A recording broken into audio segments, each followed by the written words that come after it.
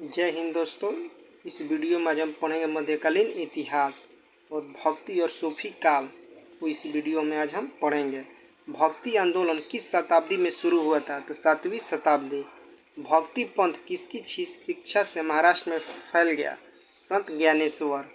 जिस सूफी संत ने कहा कि भक्ति संगीत ईश्वर के करीब जाने का एक तरीका है, वह डैश था बाबा फरीद। सूफी संत के मकबरे को डैश कहा जाता है? दरगाह। मध्यकालीन सूफी परंपरा के संदर्भ में वली शब्द का अर्थ क्या है? संत। कौन सा सूफी आदेश सबसे रूढ़िवादी था? नक्शबंदी। 15वीं शताब्दी के दौरान असम में वैष्णव संप्रदाय के प्रमुख समर्थकों में से एक कौन थे? शंकर देव। भारत के किस राज्य में दक्षिणतम ज्योतिर्लिंग मंदिर स्थित है? तमिलनाडु। भारत में किस धर्म की उत्पत्ति नहीं हुई है? पारसी धर्म। रामपथ के प्रमुख प्रकाश संत कवि डैश थे जिन्होंने रामचरितमानस कविता भी लिखी थी? तुलसीदास। कंबन ने रामायण किस भाषा में लिखी थी? तमिल। ऐसा माना जाता है कि भगवान शिव ने डैश का रूप धारण किया और दक्षिण भारत के मीनाक्षी मंदिर के स्तर पर पार्वती से विवाह किया? सुंदेश्वरी। भगवान राम पर ध्यान केंद्रित करने वाले भक्ति आंदोलन के नेता डैश थे? रामानंद। संत कबीर ने अपनी आध्यात्मिक शिक्षा डैश नामक गुरु से प्राप्त की? रामानंद। कौन सा ग्रंथ कश्मीर के राजाओं का विशेष विवरण देते हैं? राजतरंगिणी। कलहर ने 12वीं शताब्दी में डैश नामक पुस्तक लिखी जो कश्मीर के राजाओं का एक अद्भुत ऐतिहासिक इतिवृत्ति है? राजतरंगिणी। राम सेतु के अन्य नाम क्या हैं? तो राम सेतु, सेतु बांध, सेतु बंधन, रामर पालम और आदम का पुल। पंचवटी वाल्मीकि रामायण का एक प्रमुख भाग भारत के किस राज्य में स्थित है? महाराष्ट्र। सूफी लॉज शाहजहां के समय मौजूद थे जहां लोग आध्यात्मिक मामलों पर चर्चा करने के लिए आते थे। इन लॉज को क्या कहा जाता था? खानकाह। 19वीं शताब्दी में मध्य भारत में सतनामी आंदोलन की स्थापना डैश द्वारा की गई थी? गुरु घासीदास। 12वीं शताब्दी के कर्नाटक में वीरशैव डैश के अनुयायी थे? बसवाना।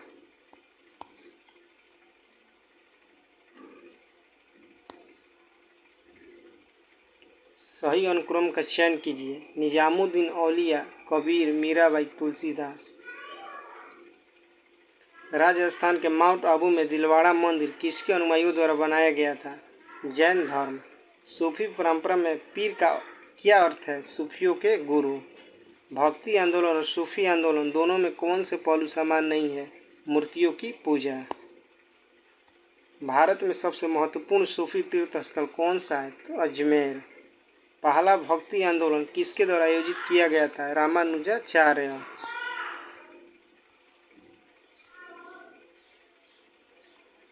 श्री पेरुमदूर किसका जन्म स्थान है? श्री रामानुजाचार्य। इनाम भूमि वह थी जो डैश को सौंपी जाती थी? विद्वान और धार्मिक व्यक्ति को। अब्दुल फजल किस सूफी संत के पुत्र थे? शेख मुबारक। महाराष्ट्र के सबसे महान भक्ति कवि कौन थे? तुकाराम। संत कबीर का जन्म कहाँ हुआ था? वाराणसी। आचार्यों का सही कालानुक्रमिक क्रम क्या है? शंकर, रामानुज, माधव और चैतन्य। मेवाड़ के शाही परिवार से संबंध रखने वाले प्रसिद्ध भक्ति संत कौन थी? मीराबाई। अजमेर में किस सूफी की दरगाह है? मोइनुद्दीन चिश्ती। गीत गोविंद के लेखक कौन थे? जयदेव। रानी की वाव में अधिकांश मूर्तियाँ किसकी भक्ति में है? विष्णु। प्रसिद्ध सांस्कृतिक स्थल रानी की वाव, रानी की बावड़ी किस नदी के तट पर स्थित है? सरस्वती नदी। दीघा की उपाधि वाली रानी ने 980 से 1003 के बीच भारत के किस हिस्से पर शासन किया था? कश्मीर। बंगाल के भक्ति आंदोलन का प्रवर्तक किसे माना जाता है? चैतन्य। तुलसीदास ने रामचरितमानस के लिए किस भाषा का प्रयोग किया था? अवधी। बंगाल के प्रसिद्ध संत चैतन्य किसके समकालीन थे? अलाउद्दीन हुसैन शाह। डैश एक सुहरावर्दी सूफी संत थे हमूमुद्दीन नागौरी। भारत में भक्ति और सूफी आंदोलन किस काल में हुए थे? मध्यकालीन काल।